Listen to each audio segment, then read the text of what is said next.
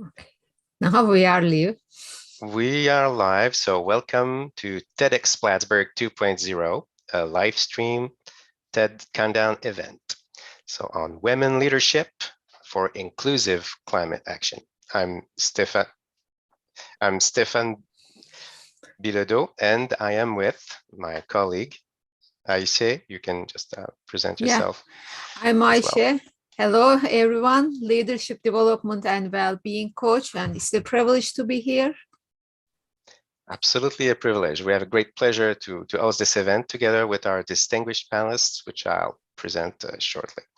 So we are at the end of 2021, as you know, a year with so much challenges, just a month after COP26, which happened in Scotland. And we'll talk about women leadership on top of climate change, indeed, which both are at the center of our event today.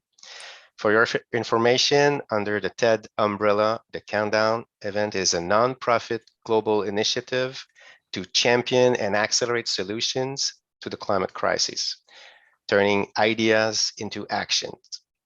The Countdown goal is to build a better future by cutting greenhouse gas emissions in half by 2030 in the race to a zero carbon world, a world that is safer, cleaner, and fairer for everyone.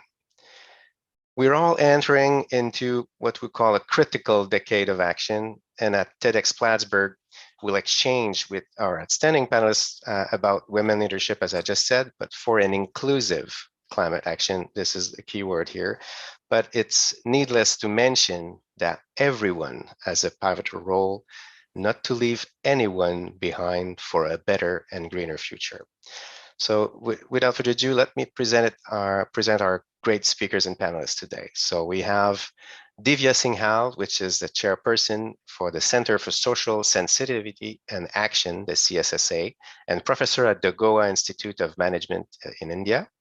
We have Jess Gosling, which is in innovation strategy in the UK government, one of the 100 UK future leader for 2021.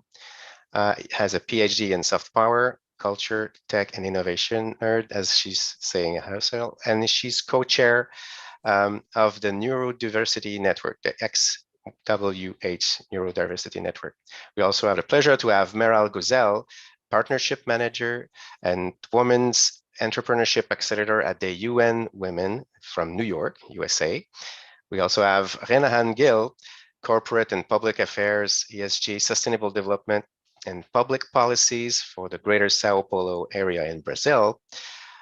We also add the regrets from Roshan Kindred, Chief Diversity Officer of PagerDuty in California. She couldn't make it because of some health issues, but we definitely hope she'll recover soon and well. And we also have Selin Ozunaldim from Girl Up in the United Nations Foundation. She's a national gender youth activist from Turkey, which couldn't make it as well because of her end of semester's academic obligation. Important things, this is for our future, so which is a priority indeed, but kindly allows us to share our views and the answers on the questions we'll ask to all the other panelists through a pre-recorded videos, which we'll show later on. So Ayse, you might want to add things on that front. We also have amazing guests on YouTube, and we would like to welcome them as well. And I believe we are all here for a common passion for women leadership, in particular, women leadership for climate change. And as we discussed in our previous TEDx event, passion is the fuel for proactive action for sustainability goals. But then the question is, how can we fire up this passion? And the answer will be inspiration and motivation. So before we start, let's make an inspirational mind trip with Jay Shetty. Jay Shetty, with this video that we'll be showing, talks of climate action. He explained that the biggest threat to our planet is the belief that someone else will save it. So let's go ahead with this, and after we'll start the core of the event. So just a second, should be arriving soon. As it means humans have been here for 4 hours. The Industrial Revolution began 1 minute ago, and in that time we've destroyed more than half the world's forests. Imagine if trees gave off Wi-Fi signals. We'd be planting them on every corner. Did you know that the Amazon acts as the lungs of our planet? Cutting trees is like cutting off our life supply. Each tree absorbs 48 pounds of carbon dioxide a year. That's the byproducts from our planes, cars, and power stations. Researchers said that without the Amazon forest, we stand little chance in fighting against global warming. Remember, the best time to plant a tree was 20 years ago, and the next best time is today. We destroy good trees to distribute bad news, and we're living on this planet as if we had another one to go to.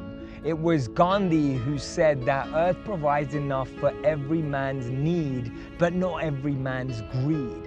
Did you know that the coral reefs are our underwater pharmacies? Motionless creatures have evolved chemical defenses to protect themselves from predators, and they potentially could lead us to new medicines that treat everything from cancer to Alzheimer's. If we let our reefs die, we risk losing the cures of future generations.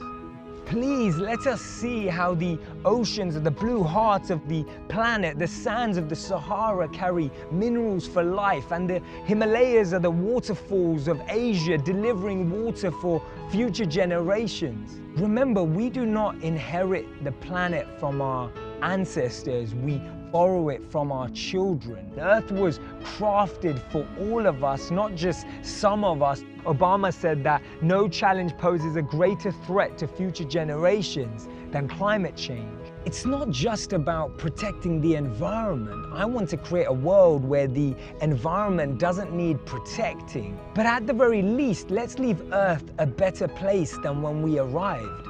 And that's why Leonardo DiCaprio warned us. Our planet's alarm is going off, and it's time to wake up and take action. Know that the greatest threat to our planet is the belief that someone else will save it. Great insights from... I think they are great insights. And then,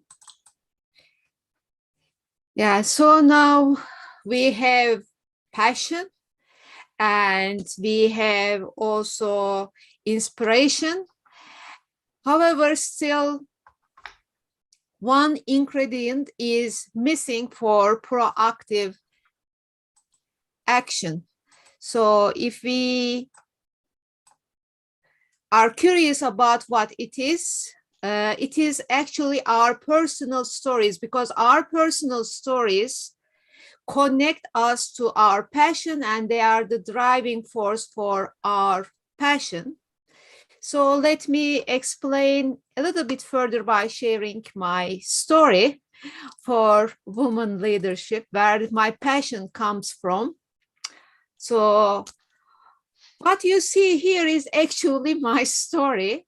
So when I was at the age of 7, I was just cutting some paper human figures, and then I was building up a society called Somuhba, representing a world of peace, joy, and equality. And my biggest audience was my mom, and I was almost a lonely child because we were living in industrial state where there were no families, no children, and I was going to school and coming back home, and then my mom was just coming for 1 hour to check me and then going back, because she was the leader of a team of lawyers, and she was very, very busy. But on the other hand, she was compassionate and passionate to take care of her colleagues and also myself.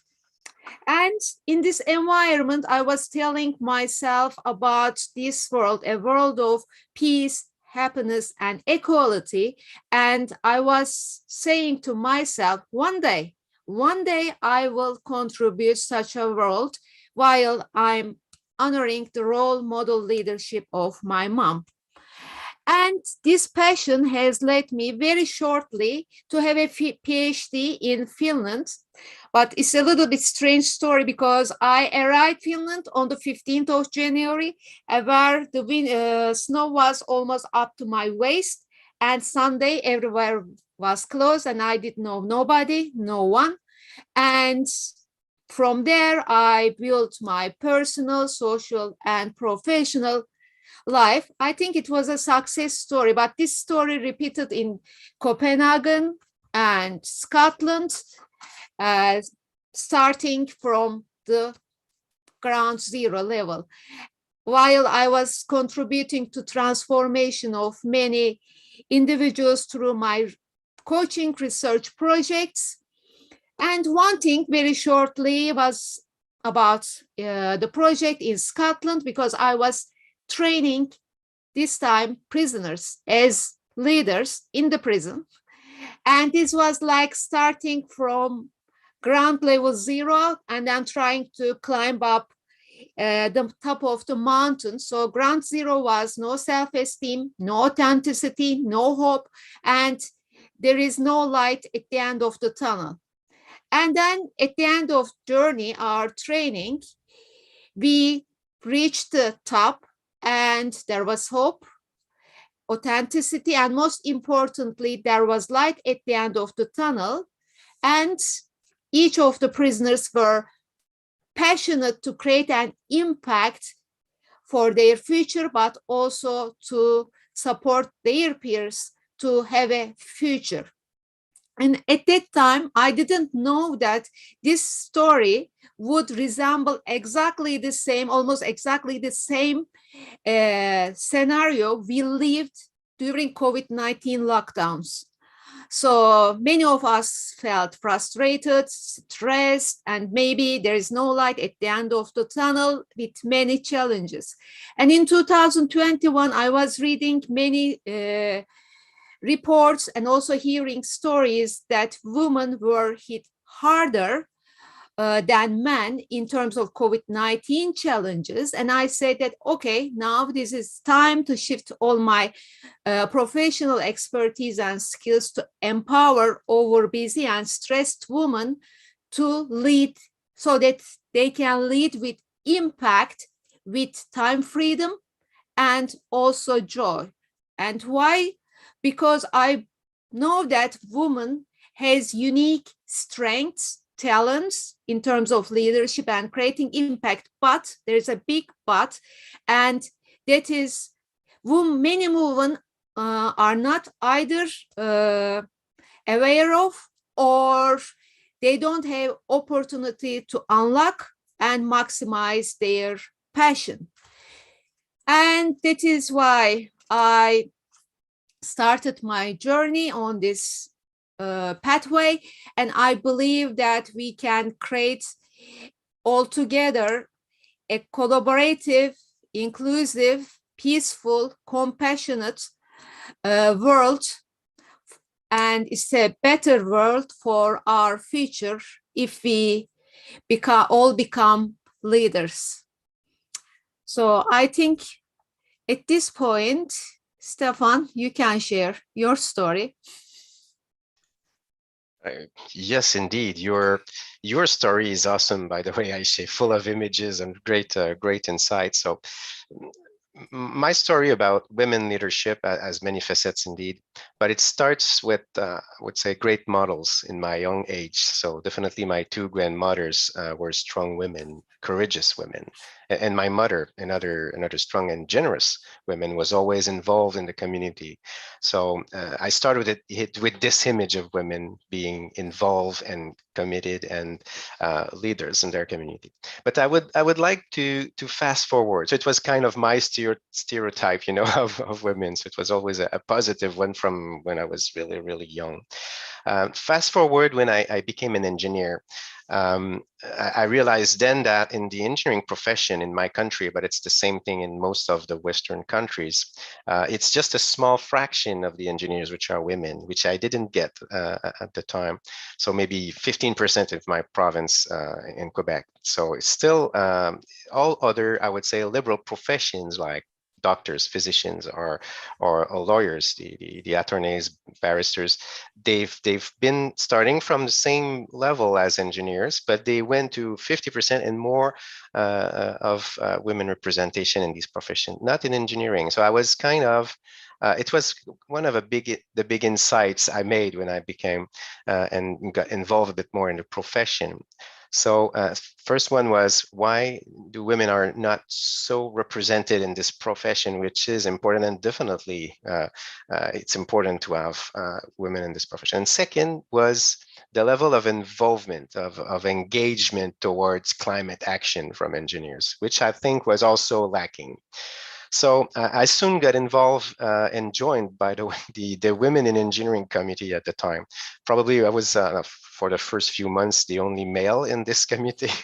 But it was important for me, not just for percentage representation and stuff like that, but much more for the renewal of the profession itself, to have women coming with new approaches, seeing the persons a different way in the equation we're dealing with every day, and seeing the future also with another approach. So it was important to me to push towards that. I even became at one point the chair of this committee, but I decided to set back, because I thought that it would perception is important in that. So we need to have women leaders that are on top of those committees. So even if I was really committed and involved and finding it really important, I thought it was important that women would be in charge of those committees. And now in Canada, in all the big provinces, and it's spreading around the world in many other countries as well, there is a big push to get at least 30% of women in the profession by 2030. So at the same time as we're making sure climate will be taken care of before 2030, the same thing for women representation, but also in involvement in the profession. It serves the two things at the same time. So anyway, what I wanted to make is we need these bold but achievable goals, and we need to push towards them. So that's my take. And just as a last insight, women never stopped amazing me with all their insights and their viewpoints. So that's why I'm always and continue to be committed to make sure women will be much more involved in all those sectors of activities which are important, including my own profession. So that's my short story on that front. Thanks, Ayse. Thank you, Stephane. That's a great story. And also thank you for sharing your passion. And of course, I can see that mothers are the influencers at this point. So thanks to and big applause to mothers.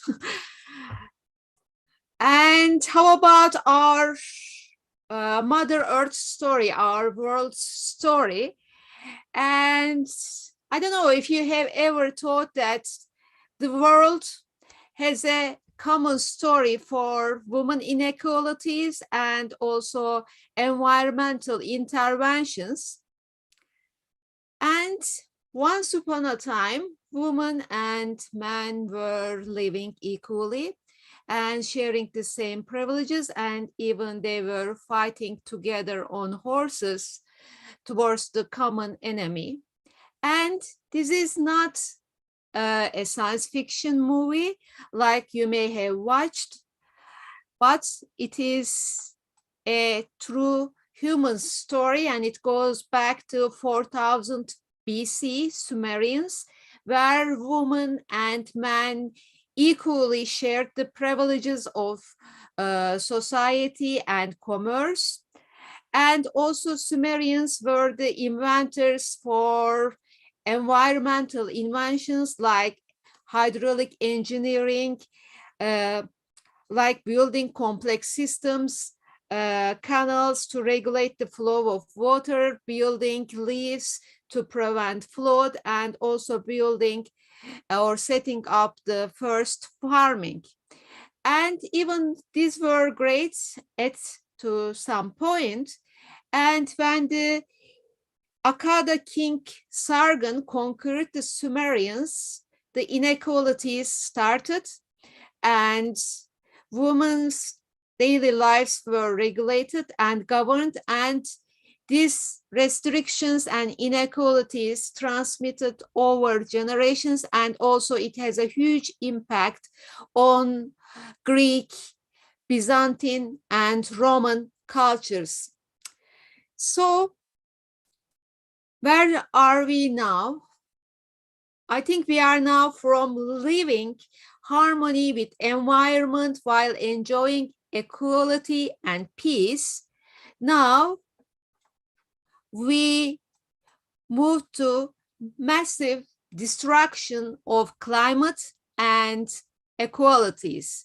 And I can say that in my eyes, it is also moving from we mindset, in other words, me and nature, me, mother, earth, father sky, and wind brother mindset, to me mindsets. In other words, I'm the master, I'm the conqueror mindset. And now we are at a crossroad because it's time to act for inequalities, climate, and also well-being. But we need to also first decide what kind of mindset we choose. Are we choosing selfish leadership, or are we choosing servant leadership? In other words, are we choosing me mindset, or are we choosing we mindset? And if we can frame this in other way, do we want a future where our children of our children will embrace a world where there is peace and living in harmony with the environment and with each other? So are we looking for oneness in our future? And if we say that, yes, we want this perfect future, there is still a threat, a major threat on the way. And that is treating women leadership in silos. What do I mean by that? We usually treat women leadership separated from male leadership. These are all good intentions, but this may lead to a big false perception subconsciously, because if you just Googled, you can see many trainings, interventions for female leadership, but you can't find any type of training named male leadership training, male leadership intervention. And this may lead to false perception that women are not good enough to become leaders, or women leadership and male leadership are two separate worlds. And actually not, because women leadership and man leadership are like yin and yang. They complete each other and they build the wholeness of leadership, oneness of leadership. And this is in alignment with the studies, for example, from UCLA University, showing that women are much better on scores in terms of feeling the pain of others.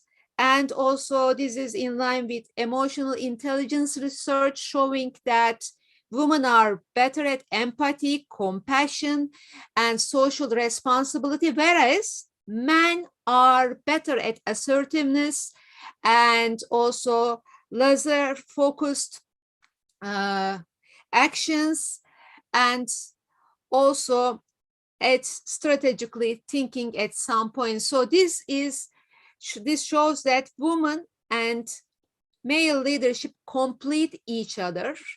And unfortunately, maximum 30% of all leaders are women.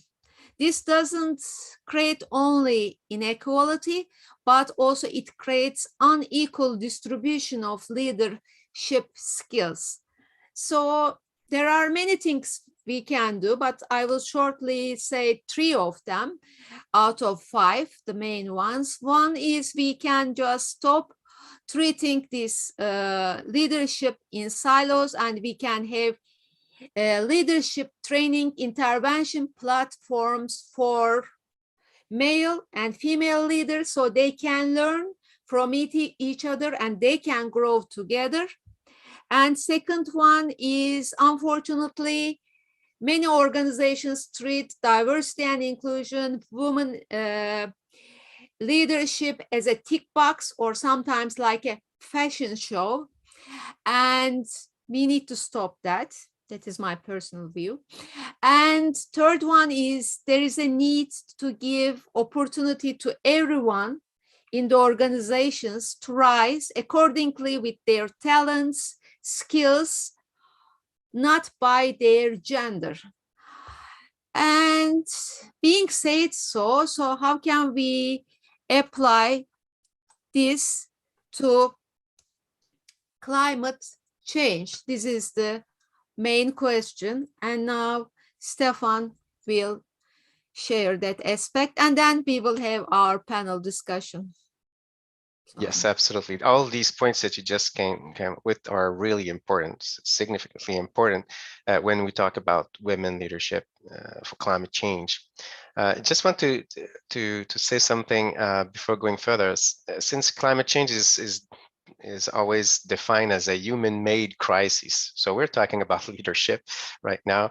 So let me be a bit blunter. So it's more a men-made crisis than a human-made crisis. I know it has been reported by the IPCC, it's a human crisis. I completely are in favor of saying that. It's just that the decision-making in the last decades, if not century, were, as you just rightfully said, made by a majority of men, essentially. And if we want to be a bit more accurate, it would be Northern men made. Okay, so it's in some countries that the big decisions were taken.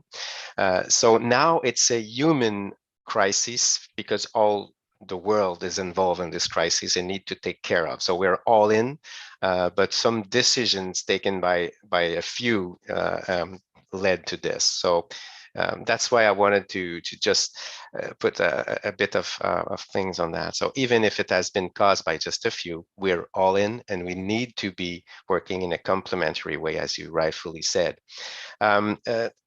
Just coming back to the women leadership, I would like to share some things with you, and I will start sharing my screen. I'll try to do it correctly. This is it. So as you said, about 30% of the leaders globally are women right now. But 80% of people which are displaced because of climate change are women right now. And it's changing from year to year, but it's roughly the percentage we can think of. And while 39% of the global labor force is represented by women, that's the 30, 80, 39 matrix we often see. And I just want to highlight that because across 130 countries, which were in fact just assessed, I would say, women in government position, when there were women in government position, they were more eager to sign international treaties that would help on the global warming than when it was just men or majorly men. Women were more innovative and working in a preventive way in their decisions related to that, and definitely higher the higher number, the bigger number of women would lead to bolder reduction of emissions goals. This is not just at the country level, and that's what I wanted to share with you. It's also at the business level. So we see that, and I'm trying to move the slide. There was a study just released a month ago by Board Ready, which was comparing and assessing many of the bigger companies in the world, those who are the biggest emitters, essentially. So I will just briefly state what they come up with without giving a big spoiler on the study. But essentially, what we've seen is as soon as there was a bigger gender equality, and also a bigger diversity on the age side as well. So younger and older, men and women, and cultural diversity as well. The bolder the decisions were in front of climate change. Bolder is here meaning positive actions taken and decisions taken by the board. So if I look at some more metrics. Sorry, I'm an engineer, so I'm coming down to numbers so often. I'll try not to do too much today. But the fact is, just a couple of big metrics. So net zero greenhouse gas emissions related decisions, so reducing to net zero by 2050, when there was no or not a big representation of women and youth in the boards of those big companies, just 39% would take such decisions, while diversity was bigger, gender, age, and cultural, 72%. It's almost the double, not exactly, but not far from the double that would decide to go towards net zero goals. And long-term goals as well, we see the same kind of trend. So 51% when it's more male-based as a board for the board, while when it was more inclusive and with more diversity and the viewpoints and decisions in discussions. So it was 3/4 would decide to go forward with those. And on the medium term, it's even better. It's 82% when the diversity is there. So those numbers corresponds to what we've, as Ayse and me were just saying, related to the country size decisions. It's applicable to businesses. And not only that, those conclusions, those key findings of the studies, the authors of the study came to the conclusion that what was applicable to big corporation, big emitters, would be applicable to SMEs, small and medium enterprise, which represent the biggest number in terms of number of enterprise and companies in the world.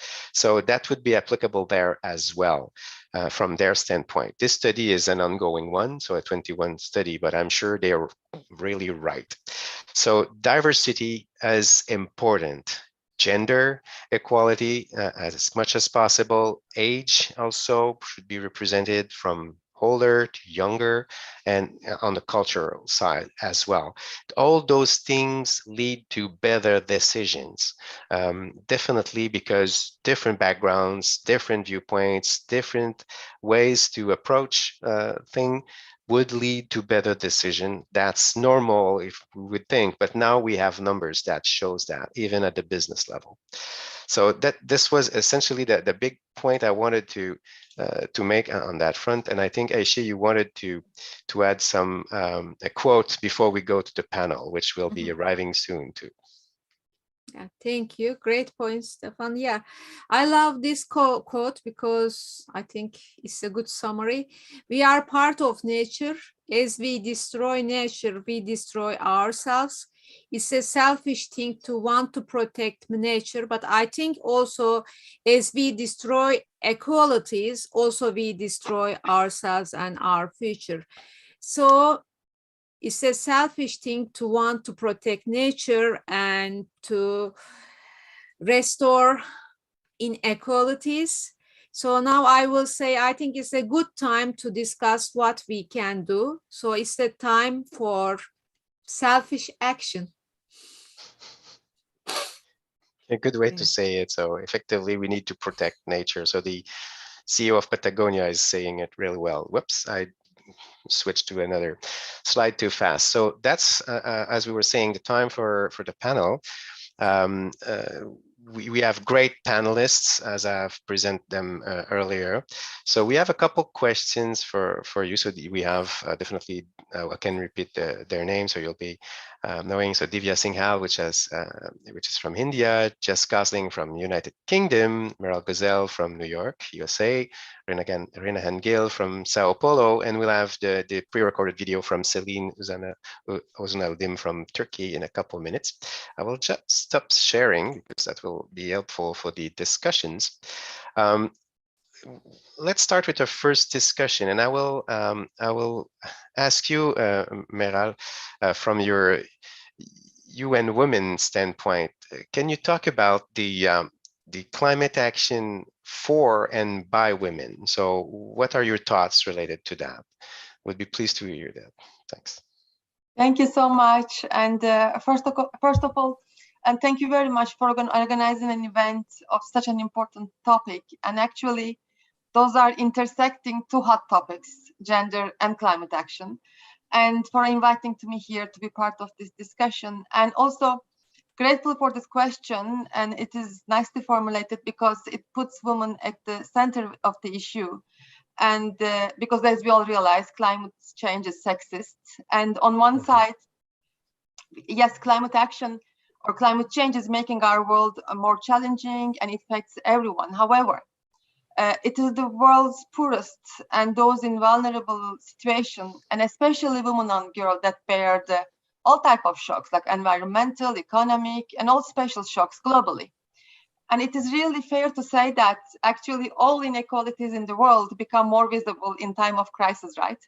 And let's talk about the last pandemic. It was the same thing. It just comes out, you just see them, but they have been always there. So I also want to emphasize that the problem is global. It doesn't belong to one economy or one country, one level of income, or one specific region or continent. So overall, all women and girls, they face greater safety and health risks because the water and sanitation systems are compromised when there is a climate crisis. And secondly, they carry the burden of increased domestic and care work. And again, think about all we have lived and all the studies, the recent studies after the COVID. Because when the resources diminish and disappear, and who comes in the scene to save everybody, the families and everything are women, right? And often they are last to eat and even to be rescued. Don't think about London or New York, but think about developing parts of the world. And their needs are absolutely forgotten. And that is what we have to discuss here, actually, their real needs. For example, have you ever thought that what could be the consequences of climate-related disaster? Also, we have to add that today, most of the 80%, I think, all disasters are climate-related, right? Like floods and droughts and storms. So what are their direct effects on women and girls? I mean, I can only mention few. For example, increased maternity mortality. Do we ever think about that? Or increased child marriages, or higher burden of water and fuel collection. I think the fuel and water collection is something nobody think about. How many hours per day women are losing their time? I'm not saying losing their time, but give their time instead of all other productive, things that they could do. So those are all the problems. When there's a climate crisis, those are women and girls are the victims. But on the other hand, they are also at the center of the solution. And even though their contribution is often overlooked in both humanitarian and climate action. And for example, women are often the early adopters, not often, all the time, early adopters of many agricultural techniques. And women entrepreneurs, think about that. And they have been the first responders in all type of crisis in their settings. For example, we can talk about, and I would love to talk about the women entrepreneurship in green economy and their practices, all innovative practices. And they also offer valuable insights and solutions in how to manage the climate crisis and risk because they know the best, obviously. So in short, yes, women are the most impacted by climate change, but if we want to build a sustainable future, their knowledge and their skills and their leadership should be taken into, I shouldn't say taken into account, but should be harnessed. It is there, but nobody takes into account that.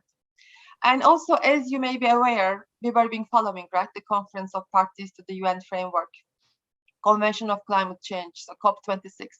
It was convened in Glasgow last month, and a momentum was built to build gender action. November 9th was the Gender Day, and where all participants, they agreed to put gender at the forefront of the climate action. And not only that, but the year before, the Gender Action Plan has been accepted, but then they said we have to drive the implementation of this plan. So lastly, I want to add that the 66th session of the Commission on the Status of Women, convened by UN Women, and in short, CSW 66, this year, I mean next year in 2022, will focus on the gender equality in the context of climate change, the environment, and disaster risk reduction. So please join us all and stay tuned. I'm sure we will learn more and more about that. I just wanted to give you a snapshot to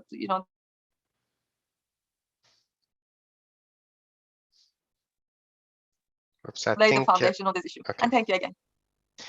Great insights, Meral. Thank you for this global view of the importance of involving and harnessing, as you said, the women leadership and all the skills they're coming with. And also, don't hesitate to put in the chat the links to the event you were referring to. It would be great for us to share to the attendees. And this is a great, definitely a great endeavor and a great initiative. Thanks very much for your insights. Now I would, since we just got a global view, so maybe from the United Kingdom, Jess, you can give us some insights around the same thing. So talking about climate action for and by women, but you can also speak about the project you would like to put forward as well. So if you don't mind, you can go ahead. Oh, can you hear me okay? Yes, that's perfect. Okay, go ahead. Perfect. Well, this is a really personal one for me, and just to be very clear, I'm not talking in my professional government capacity. I've come in just from a personal opinion, so nothing that I say reflects government policy, UK government policy. So I actually have been doing quite a bit of research on this very topic, and I've put a paper that I published. So I'm currently a PhD student whilst working full time. It's a very challenging journey for sure. But in the run up to COP26 this year, that obviously happened a month ago in Glasgow, I actually published some research with the British Council as part of their cultural relations collection. One of my case studies in my PhD, which is in soft power, is around is regarding Georgia. And I started doing this research around like digital skills and how can the digital economy kind of help with, climate action and creating something that, is ultimately green and creating new opportunities. And I've put that in the chat, but I think that's a really, this kind of project was really made me think a lot, and kind of some of the outcomes of it was quite surprising in terms of it didn't have a gendered lens, but if you look at the research with a gendered lens, it's even more extreme. So for example, a number of people felt that, a startup ecosystem or supporting businesses within the kind of climate environment or becoming green was lacking, and that there's more that needs to be done. And like opportunities for education and being able to, I guess, have spaces to foster skills around, digital economy or working in an international context. So this kind of doing this kind of research was really important to me, because I've lived abroad for about 8 years, loads of different places, and you can directly see the correlation between the, I guess, climate change and the experience upon women, and often, I guess, the challenge that people can face with perhaps being seen to be voiceless. And that's the thing that I can't remember who made the excellent point, but climate change is something that we all have to face.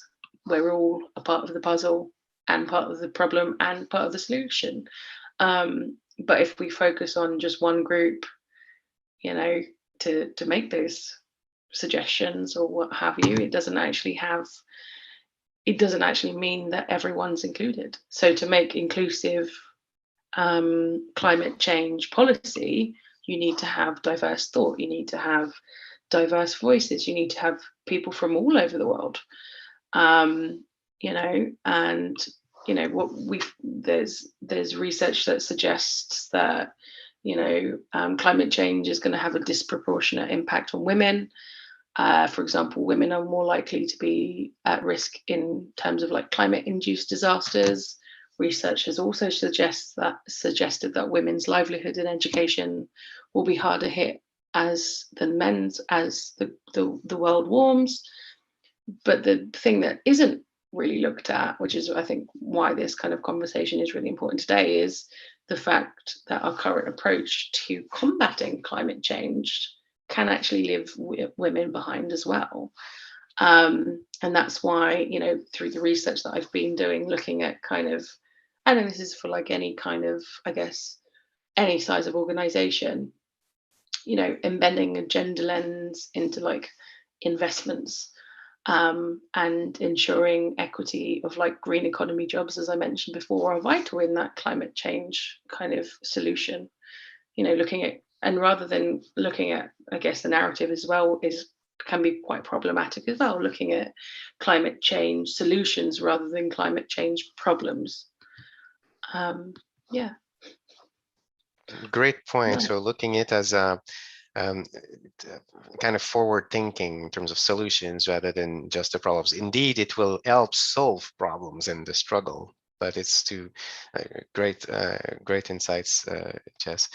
Now, Divya, if you want to talk about an initiative or a project you would like to put forward related to inclusiveness or why or climate action for and or by women. So it's just you can go ahead. Thank you, Stephane. I think, great points have come, and I really like that how we shift from me mindset to we mindset, and for the climate emergency. You only quoted in the context setting that studies have found that 80% of the people displaced by climate change are women. And Meral, you brought a very important point. Because it affects them the most, their efforts are pro-environmental. And that's what is their leadership impacting climate action. We all know that women bring a different perspective, a more broader perspective, a more compassionate perspective, a more transparent perspective. And also, they bring a different lived experience. I want to again, point out what Meral was saying, that especially in Global South, the water collection, fuel collection, this is largely primarily done by women. So when the women bring that different lived experience, I think that is something which is critical to adequately framing challenges and developing solutions. You also quoted, Stephane, earlier about the role of women in the business. So when women are on table, the results are different. So the potential impact is greater and greener. Let me give you a small example. As Meral was pointing out about the water collection, fuel collection in Global South, fuel collection for cooking is primarily led by women, and they spend hours in that.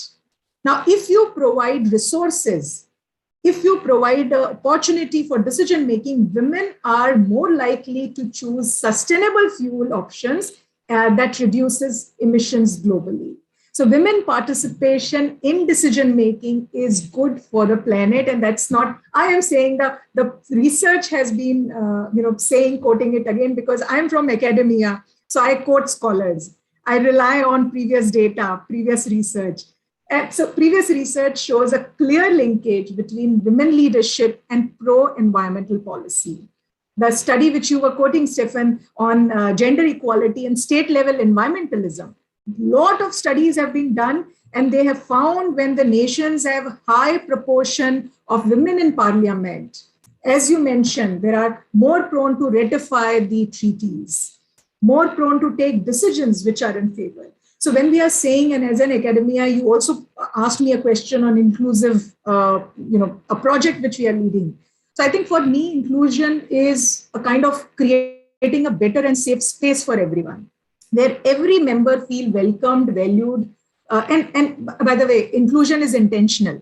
So in our classroom, through our curricula, through co-curricular or through extracurricular, our effort here in academia is how we can create that inclusive mindset that accept, respect, and promote all kind of diversity.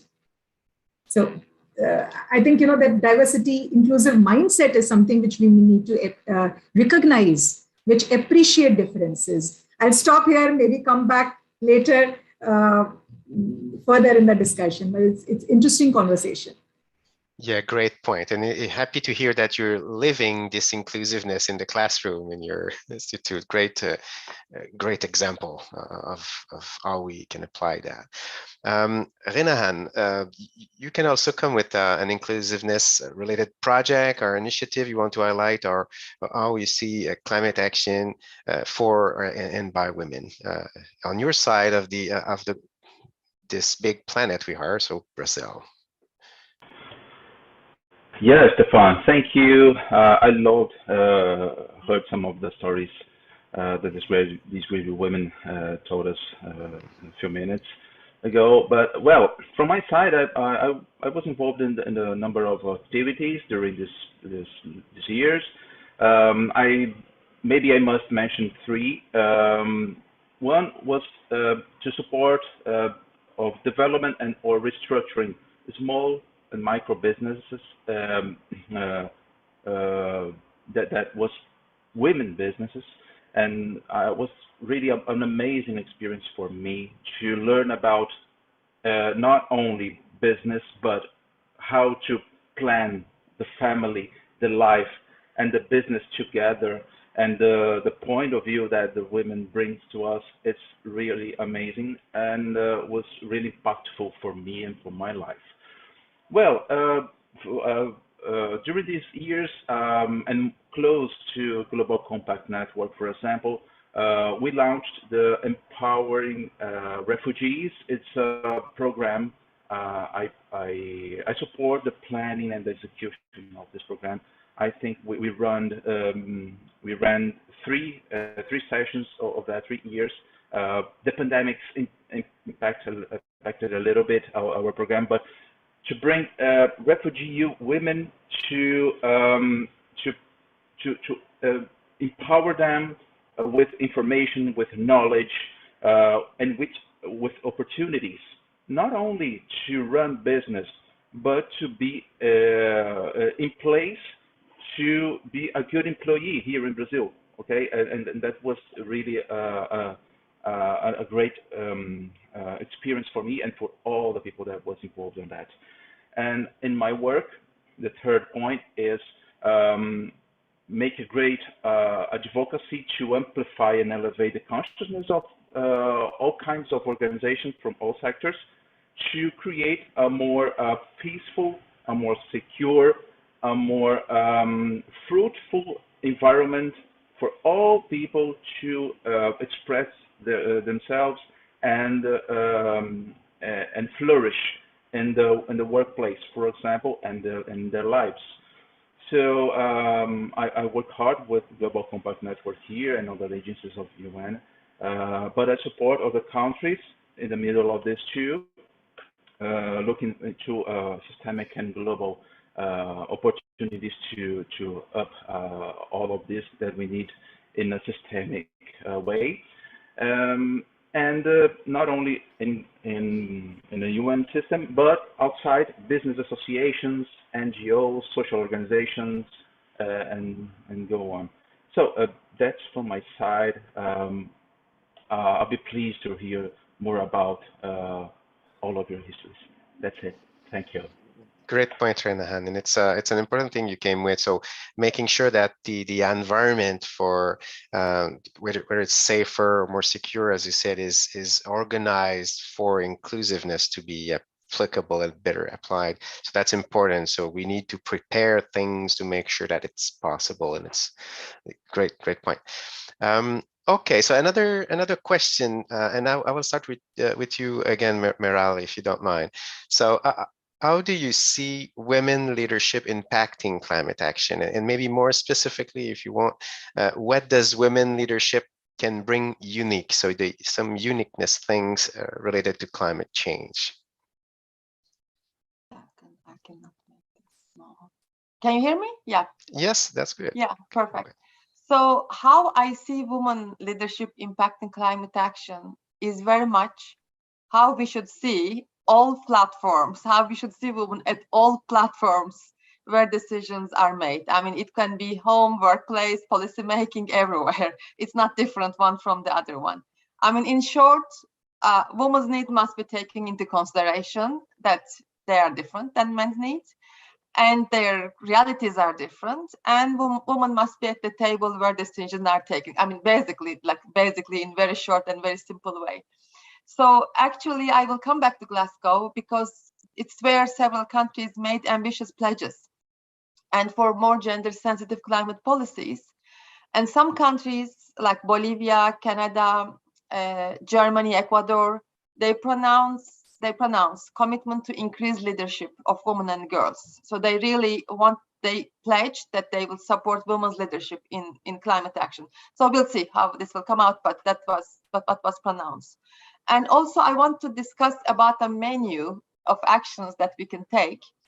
And UN Women's convened Generation Equality Forum. And if you are not aware, I really urge you to have a look and, go. I mean, just to have a look on that. I'm happy to put on the chat after my speech all the links, necessary links. And there is one action coalition that was built, Action Coalition on Climate Action. And there it clearly explains what needs to change. And here we have the menu. So one, women and girls should be presented across all levels and all sectors. I mean, from national to community planning, in the public sector, in the climate finance, in clean energy, in all the areas. Second, and women's and girls' realities and needs should be taken into account in climate crisis, and such as violence, healthcare needs, economic resilience, and of course, I mean, unpaid care and domestic work to begin with that. The third one, absolutely, we have to increase the philanthropic environmental funding that supports women's and girls' environmental activism.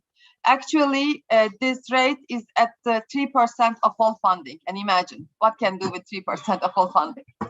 The fourth, women have a major role, as I said previously, in agriculture. However, they hold only 15% of land globally. So imagine how we can talk that having a leadership working on a land that they don't own. And this is something incredible. And actually, agripreneurship, and it has a name, agripreneurship is an all growing area.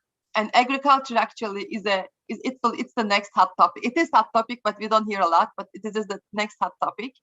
And I'm sure we will talk a lot about that. And women's role in agriculture is just uncomparable. And finally, today, less than 1/3 of all students enrolled in green education fields related to green jobs are women and girls. So if we are not giving resources and attention to students, to youth, so what is our future, right? So here I live here as I drop a menu that we should all contribute. I mean, whatever we can. It can be this panel for raising awareness. It can be an area. Of course, we have here in the panel, universities, academia, in any way. But we should be touching, one or two, hopefully all the items of this. And thank you again for the question.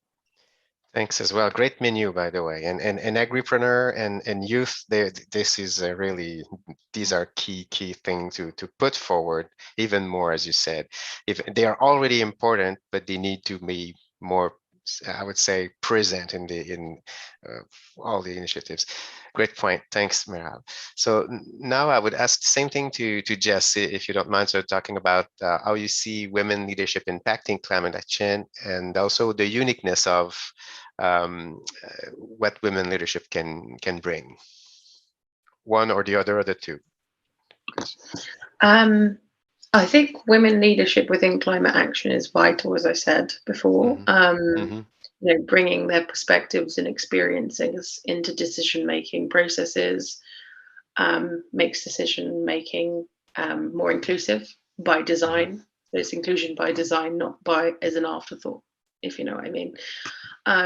Having greater consultation with women during policy making makes policy fit for purpose and to fit the needs of the people it's there to suit. Again, inclusive policy making. And if we think about it from a perspective of like cities or places that we live or technology, if we have better analysis of those differentiated gender needs within different situations, and have access to that lived experience, it means that we can design our world in a more inclusive way. Going back to what has previously been said, there are a number of different things that we can be doing to increase women in leadership. One of them is obviously, I think for me, is one of the big ones is investing in mentorship for women.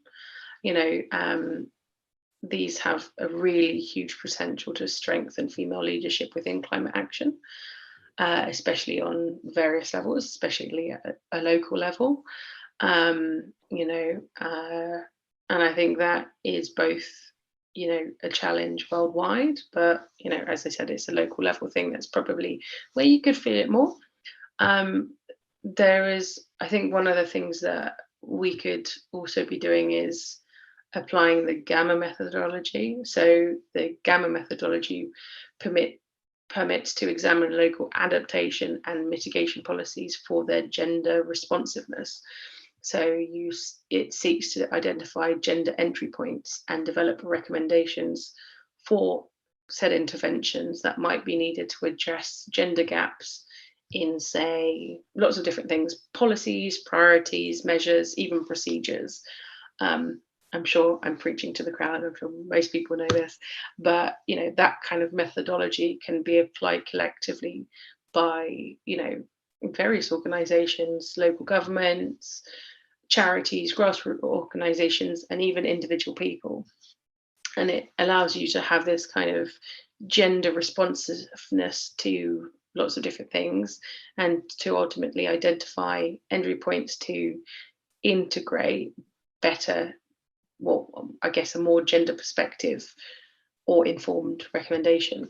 And I think the other one is ensuring, like, everything that we're looking at, like if you have a data set, for example, that you're looking at it through a gendered lens.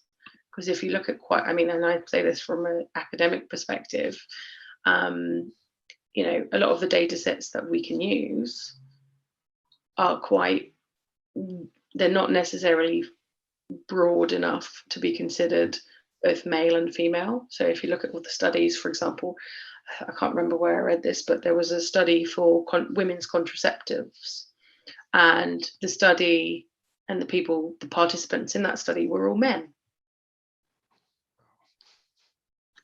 Do you know what I mean? And it's what a bias, yeah.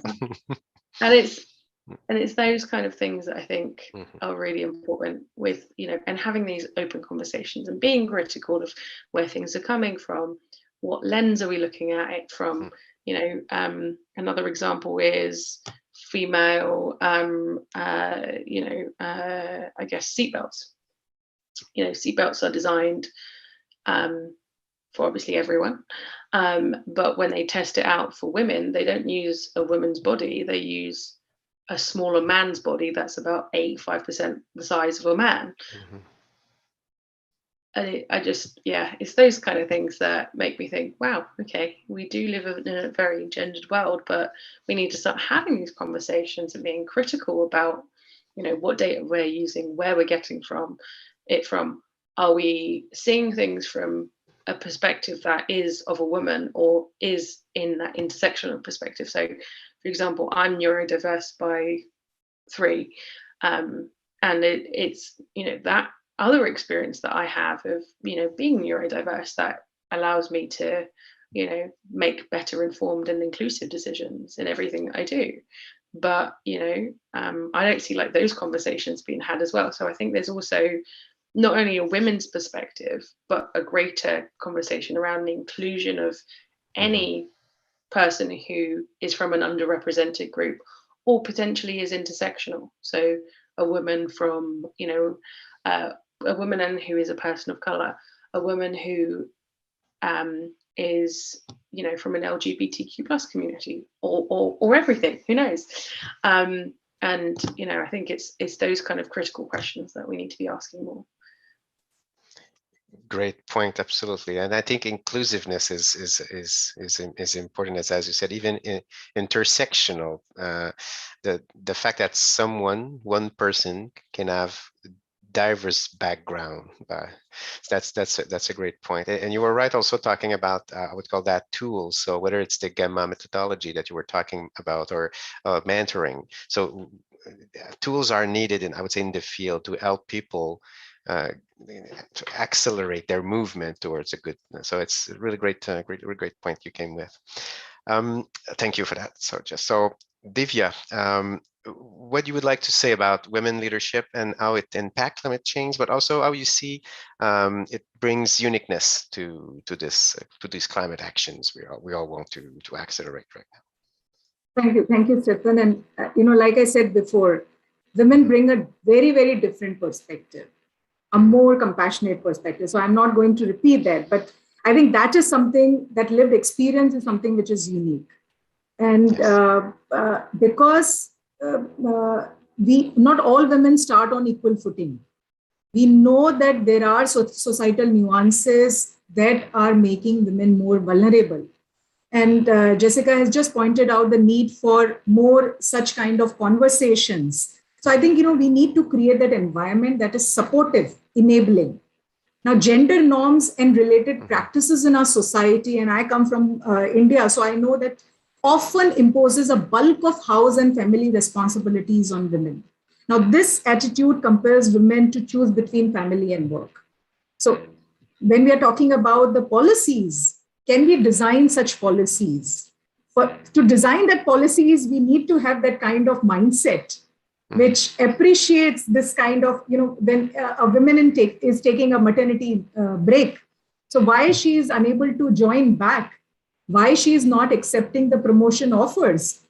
Are we doing as an organization, are we creating some kind of platforms to enable that? So, that's something I think that mindset shift and bringing out that policies and opening such conversations is very important.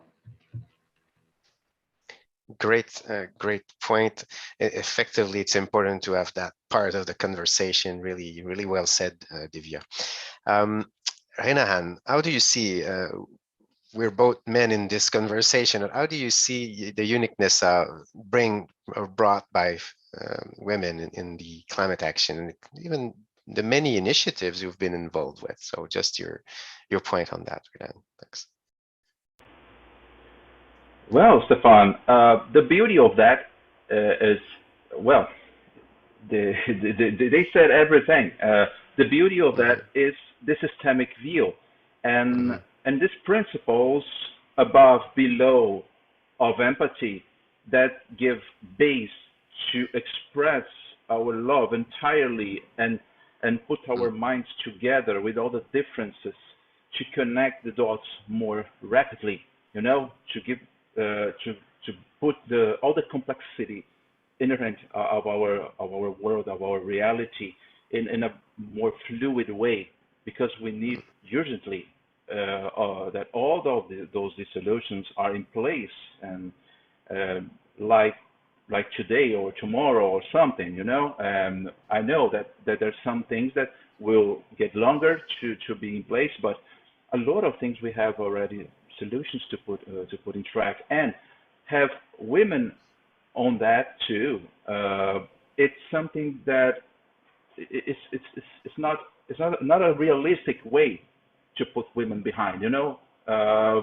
We need to do this together, giving hands, using our minds, our intelligence to run this thing and prepare our world for the girls, for the children that we have ahead, that will manage all of this that we are bringing up right now, you know. So I think that's the point. If we need a systemic view and systemic solutions, we need everyone on the table, to discuss the things and put the things in place. I think that's it. Yeah. This was a great point, that the world is a complex thing, sorry, and we need all on board, on deck, to make sure. So that's completely counterproductive, just to think just a portion of the population could help. So everybody needs to be there, and definitely women leadership is a great point, Renahan. So I've asked to all of you the first few questions. Now I have some, I would say, questions that anybody can jump in. So two other quick questions. The first one is, we had been talking about, I would say, positive things so far, but what do you see as not worked up to now? So what are the things we should not repeat if you want to have more inclusiveness, if we want to have more, give more places for women leadership? What kind of mistakes you've seen, whether it's in your organizations or whether it's something out of your organizations you've seen, but what are the things that should not be repeated, if I simplify it? So anybody can jump in on that. So Jess, you would like to talk? Okay, go ahead, Jess. I've just got one sentence. Diversity shouldn't be for diversity's sake. It's not a tick box exercise, and I'm not just saying that from a gender perspective. I'm talking about anything regarding inclusion. It's not a tick box exercise, and it should be done because it needs to be done, not because it's something that's nice to have. So in building inclusion into every single process. So as I said before, inclusive policy making, inclusive decision making, inclusive accountability, making sure, there's a difference between diversity, inclusion and belonging, and obviously equity. And it's the belonging that I think is really vital, and is something that we don't talk about enough. So yeah, diversity for the sake of diversity's sake isn't good. It has to be accountable and meaningful. Great point. It has to be in the core of the actions of the process, not just, I like your a box to check at the end of a list. Absolutely great. Well said. Renahan, you want to add to it? Yeah, Stephane, I think first of all is like we said, and Jessica, well done and well said. We cannot leave people behind. We need to bring people to conversation. That's the point.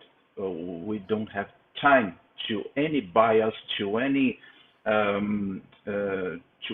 strange or obscure conversations. We need everyone at the table, and bringing women together and give space and a well-structured process for women to educate themselves and enter in the position of leadership with structure, with a solid structure, because it doesn't have sense, for example, to push women to a position that women are not well prepared for that sometimes, and just provoking a burnout, provoking mental issues or something, or it's not the time for that too. We need to be careful with that.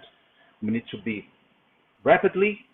We need to have this urgent sense of this integrative way to push things together, but we need to give structure, and we don't have this process right now. We are just pushing, and we have problem with that. And we will see very soon, and we are already seeing. We have great women here that could talk about that too.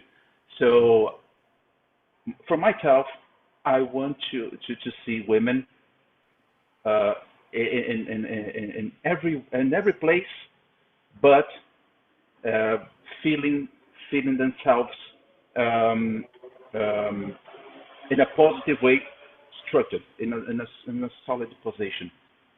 Feeling themselves well in that position.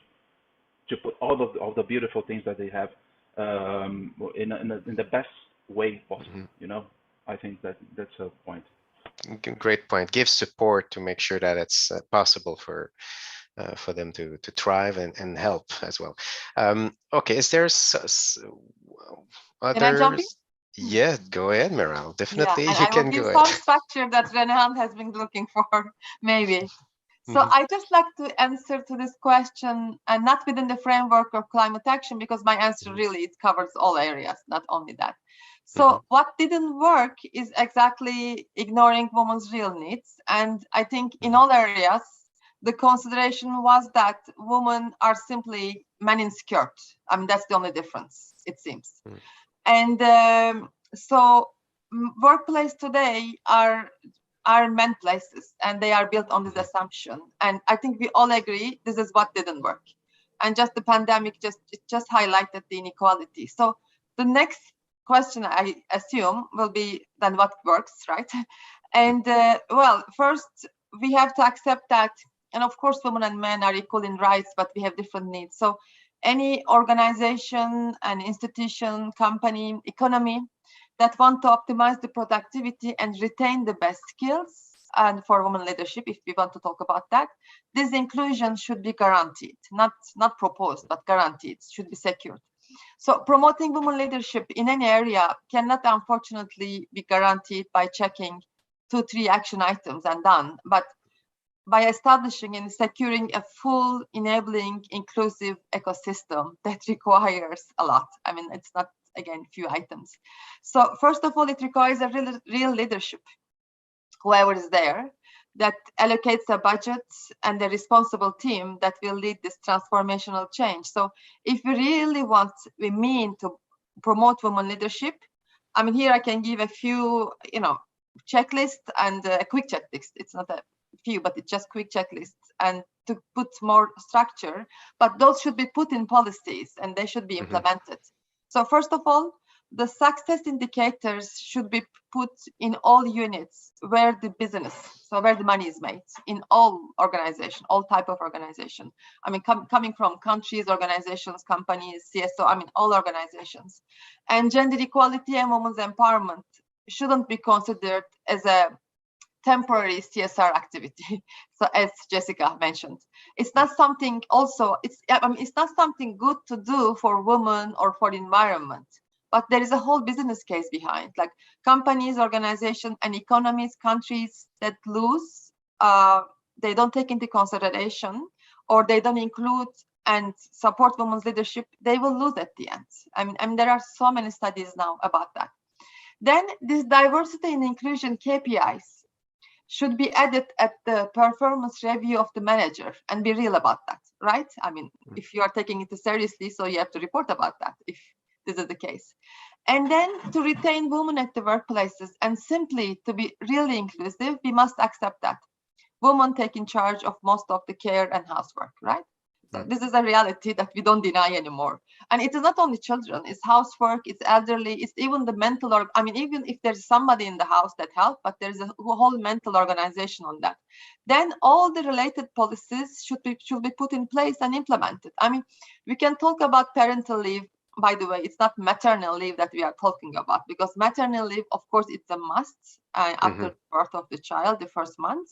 But taking care of the kids in general are the responsibility of both parents. So if we don't take into consideration parental leave, and if we only talk about it's not only maternal leave. I saw, for example, companies that proudly talk about that they leave sick leave for when the kids are children, or they leave permission when there is the last day of school for the kids. Which means it's fine. It seems nice to the ear at first, but then what does it mean? Those are the women who has to run for all of those, and men should continue working. So if you have it affects, then we have to talk about flexible work policies. And this flexible work policies, I mean, now we all understand it works, but a few years before, nobody accepted that. And that includes both time flex and place flex. Time flex is whatever the time the woman decides to be, and the place, whatever place. And of course, daycare facilities and workplace safety and sexual harassment, bullying policies, and etc. So when we talk about bullies, it's the real term of bullies, yes, but also women are bullied all their lives. And here I can give you many examples in my life and personal life. When they are young, when they are, the way they dress, the way they express, when they have kids, when they are married, then when they age, at all stages, there is a reason that, she may not be as efficient because she's too young, because she's now married, she will not have time, because she has kids, she will not be able to travel, or she will not be able to work. And then the age, of course. So the bullying covers all gender-related questions. Then in terms of career advancement, there are so many new areas now that we talk in continuous education, mentoring, reverse mentoring. I know, for example, companies where male managers, and they are mentored by young women. I mean, I think this is great. Then championing opportunities can be offered to all women employees, but also we should talk revising the language of those materials, right? And through a gender lens. So for example, if in all the outreach materials in an when I say organizations, it covers really everything from countries to companies to CSOs, public, private. So if all the outreach materials, if all the assistants and cleaning staff are women and managers are men, so what type of message we are giving here? Or maybe we have a continuous education program for women, but they are on Saturday. And then people would say, because we have this training, but women are not coming. They're not coming because they are on Saturday, or they are after 6 p.m. So they will not come. Or the examples given in those materials, it's not inclusive to women or women with children, for example. So we have to revise our language in all outreach material. And finally, we would expect that all organizations, and even we who are sitting here, and even we are women, to adopt gender responsive procurement policies and buy from women entrepreneurs. We all buy, small or big. We are buying services, products for our work. And please note that all procurement spent to women entrepreneurs today is 1% globally. So we always talk about how we can empower women entrepreneurs. We can give them loans, and we can give them specific products and training and etc. But if we don't buy from them, so if they cannot access the markets, so what is the purpose here? So I will stop here, but I hope this gives you another menu, more structure of what we can do for women leadership. And as Jessica said, it's not one item, two item. It's continuous. It's a continuous whole ecosystem that we have to begin building now. But I think really COVID gave us the opportunity. I mean, it was bad, but it really gave us the opportunity to recognize all of these items that I have lined here. Thank you. Absolutely great. Great point, Meral. So effectively, it's a big menu, but it's an important one. And you're right. The pandemic has a lot of bad consequences, but some of them made a lot of persons realize that it wasn't required to do exactly what we did for decades. Things might change, and they have changed so fast because of the pandemic that some people had to adapt quickly. And especially you were talking about flexibility on the work, whether it's remotely or with the time.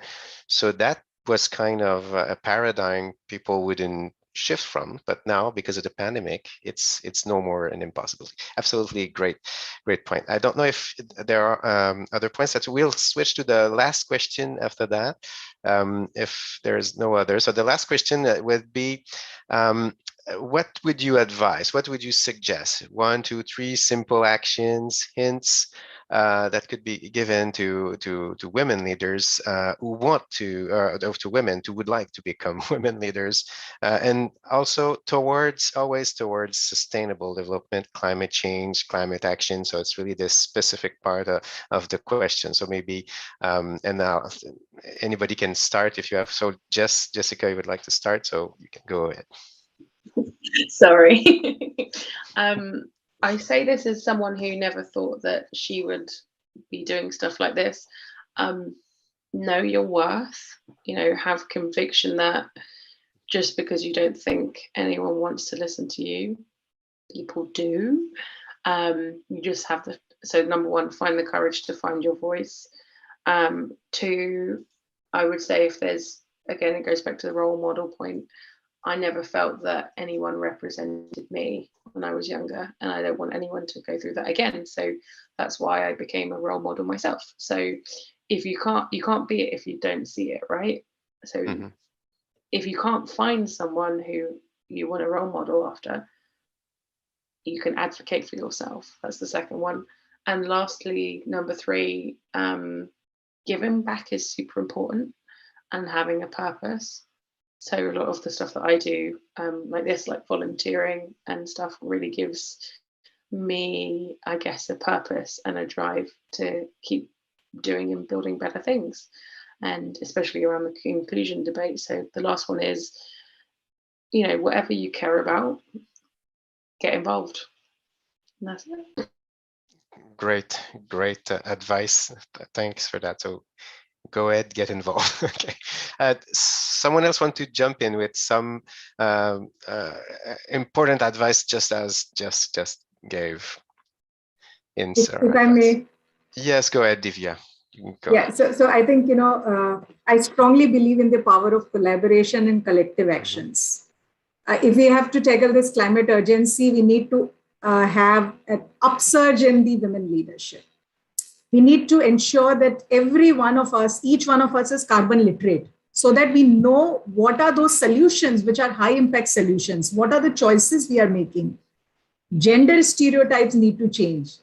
I think, business schools, I come from a business school. So I say that business schools have a huge role to play that classroom to boardroom journey. And they need to change the way they have operated all these years. They need to bring more women leadership. They need to curate their textbook. They need to have their case studies, which celebrates or discuss these kind of issues. And I think we need to celebrate altogether women achievements more and more. Have what Jessica, Meral, and earlier pointed out, the policies which are friendly policies, encouraging policies. And I'm really hopeful that we would see a more greener, more fairer and just world. Really greatly said.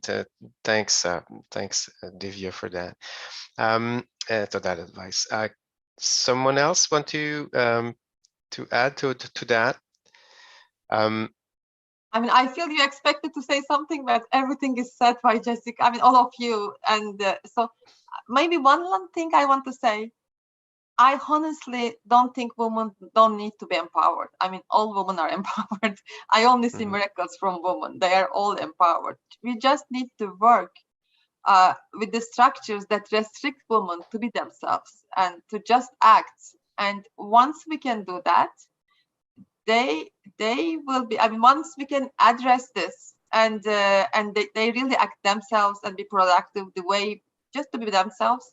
This is where we will see women leadership, at home, outside, and in every moment in life. And so here I just would, mostly address to the actors in that ecosystem, and just to look at their policies and the practices through a gender lens. And there we can talk about really a transformational change. And that will be all from my side. Thank you. Great point. Empowerment is within already, as you said. Women are already empowered. And by the way, just after this last question, we'll have our fifth panelist, Selin Ozunaldim, which demonstrates that really well. So a young women, which is, you see all empowerment in action. So we'll have that in a minute or so. I don't know if someone else want to add to the end. So Renahan, that's your turn. I just really loved what especially Meral said. Yeah, it's time for clean the air and open the pathways. I think our strength and work and bright minds here are really focused on that, because we are amazing. Women are amazing. So let's open the space and let the things happen. It's just this. Really, absolutely. That's a great conclusion to the advice. Thanks for that. So as promised, I'll let now Selin Ozunaldim talk through a video through which she pre-recorded for us. So she's, as I said earlier, from Girl Up. It's an initiative which has been recognized by the United Nations Foundation, by the way. Stephane, Yes. Before that, may I add something? Yeah, go ahead. Anytime. Just 30 seconds. Just yeah. Yeah, that's a great point, Actimsas, and I totally agree. And I strongly believe that this shouldn't be shadowed by the myth that leadership is by position or age, and leadership is ageless or positionless. And just we need to, as Meral mentioned, act ourselves. We need to connect with our authentic selves, find our true passion, connect it with creating greater impact in the world, and then act. So I think Selin is a great example for this. Well said. Thanks, Ayse. It was important. Thanks for that comment. So let's start it, and should be. As an 18-year-old gender equality activist from Istanbul, my journey started around 3 years ago when my back then 6-year-old little brother told me that I was lucky because I just simply could get married and didn't have to work after that. That was the moment when I apprehended I was going to be the voice of change. At that exact moment, I truly saw and understood the risk of this mindset created by society. Such a stereotype that even would affect little child's thought structure. Deeply in my heart, I knew I had to do something, because if you want something to be changed, you have to be the one who changes it. Since growing up, I have always had iconic role models in my life, such as Lady Diana, Coco Chanel, Malala, Michelle Obama, and so much more. These women, who are all from very different fields, but have one thing in common. They made an impact. With their aims in mind, I remember promising myself to take action in the morning, because if not me, then who? If not now, then when? And sending an email to UN Women to become involved in the he for she movement. I even remember sending my best friend a text of, oh, imagine maybe my whole life will change after this email, in a humorously way. Only if I knew it was all true. After receiving a positive response from UN Women, I have started the first he for she club amongst high schools in Turkey. Later on, the movement was acknowledged by other high schools all across Turkey, and soon I was being invited to introduce the movement, host workshops, do training sessions about involving men in the movement, run campaigns, and guide my peers to start their own he for she teams, make an impact in their own communities. Currently, I am the youngest representative of UN Women's he for she movement in Turkey, and working with hundreds of high school students and university students across my country to make gender equality a reality. But my story wasn't completed yet, because being an activist, day by day, you find more things that have to be changed. I'm living in Istanbul. I do go to a private school, and I'm more on the lucky side of my country. But because of that, I believe it is and should be my responsibility to help girls who do not have the same opportunities that I have. From my lived experience, I know how it's crucially important to unleash your inner power and be your best, be your strongest self. That brings us to another chapter in my life, starting the first Girl Up Club in my country, Girl Up Istanbul. Girls have tremendous, often untapped power to change the world. As Girl Up campaign, started by United Nations Foundation over a decade ago, our mission is to help girls access their inner power to advance the skills, rights, and opportunities of girls everywhere, in every corner around the globe. Girl Up guides and champions girls along their journey from leader to changemaker with specialized programming on global gender issues and in organizing, advocacy, fundraising, and communication. As Girl of Istanbul, we too are on a mission to advance these skills, rights, and opportunities of girls to be better leaders. Because when girls rise, we all rise. It was such an honor to see my work being recognized by the United Nations on a global scale. Recently, I have been selected as one of the 300 national gender youth activists for a 5-year term where I will be bringing my and Turkish youth's local voice, demands, work into the global space and build back better.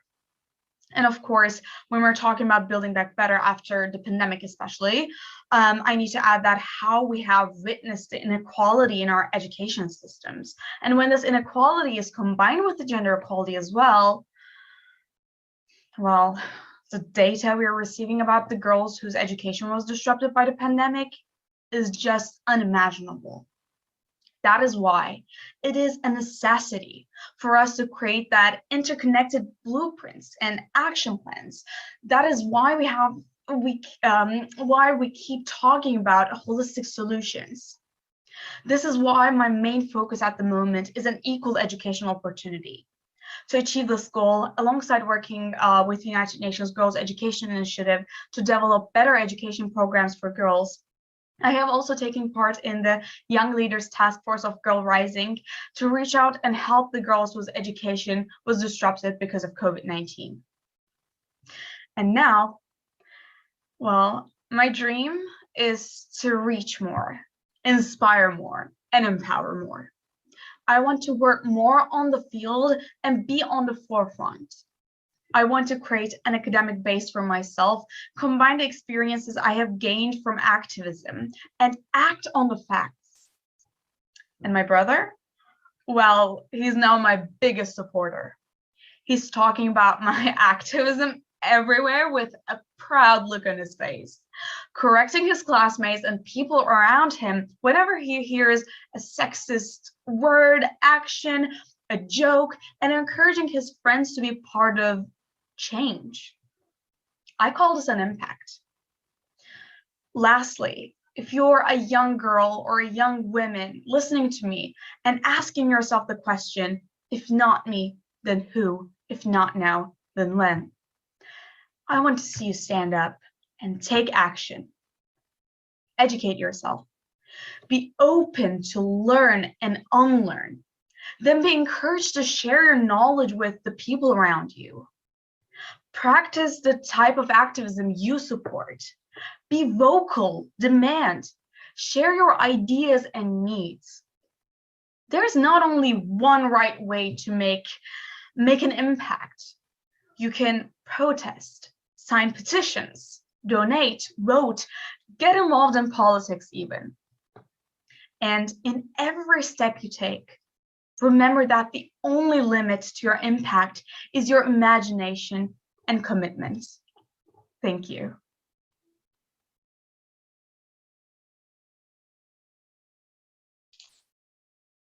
Absolutely great. And she gave her advice, as you've seen at the end, for her colleagues, and not only young other girls, but also young guy as well, men, how they can be involved and help in this endeavor.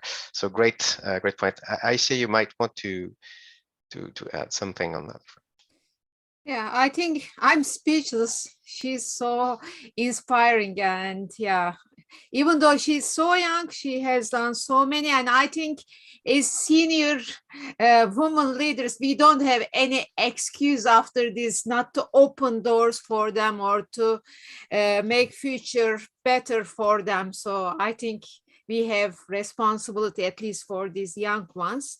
However, still some women may think that, oh, I'm just a mother, I'm raising my kids, so how I can contribute to world climate change, or okay, I'm solo entrepreneur, what can I do? Just I can't create an impact, or I'm overstressed, overbusy, I don't have time for this.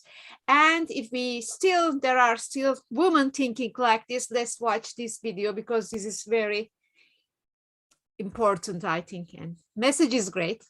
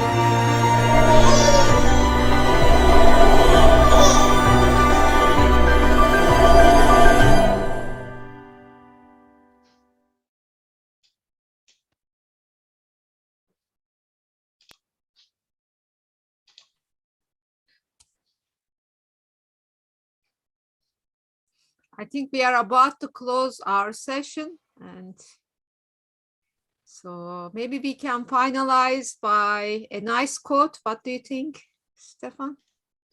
Yes, definitely. I can show it right away.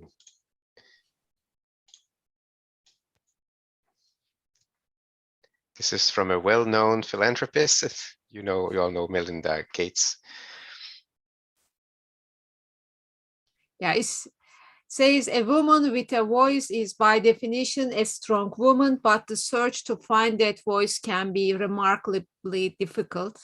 So we were planning to have an exercise how to find voice if people are challenging, but I think we don't have time and I don't want to steal time of people. So Stephane, if you have any announcements. Yes, indeed. Whoops, I've just been a bit too fast on it. That was a great exchange today. Really pleased to have all the insights that our panelists, outstanding panelists, as we've said, gave us. We're at the second TEDxPlattsburgh on these topics. We'll have a third one on January 6th. And that's a topic we've already opened on today. So we'll be more on entrepreneurship, and not any entrepreneurship, one which is going towards climate action, sustainable developments, but an inclusive entrepreneurship. So with women, with diversity, young persons, as well as older persons. So really in this exact same direction we were just talking about in the last hour or so. And it's definitely a natural follow-up. Small and medium organizations, enterprise are definitely at the art of the future, of our future or the planet, but also as a society. So that's an invitation to all of you participating, listening now and later on, and we'll be anyway giving you more on this soon. Before we leave, I really want to thank very much our panelists. You were not only outstanding, you gave insights, you gave us menus to organize the way forward, and inclusive, a better inclusiveness in the climate action, and harnessing, as you said, Meral, women leadership. And women are already empowered. We need to give them tools, as Jess said. We need to put them in a place where they're more, the environment, the setting is safer, is organized, is structured for her to thrive and give a hand. We all are in the same boat in this climate change. So even if some of us have been causing it more, 100% of the planet is involved. It's our only planet. We definitely need to go forward. So thanks very much for all of you participating and all of you attending. This is an ongoing process. It's definitely not the end. Many other things are needed, and in the action of all as well. Thanks very much. Don't know if you want to add to this, Ayse, as well. I would like to likewise thank you all for your participation, support, and contribution, and also your time. It has been a privilege to be with all of you today, and my kindest request will be, let's keep in touch, let's collaborate, because as we all mentioned and we are mentioning, collaboration is the key. So, and let's build up some measurable actions. So absolutely, we did so. So that's the end. Thanks very much. And anyway, we'll definitely be in touch. Yeah, and if anybody would like to say something, last point, or just as a point, very welcome.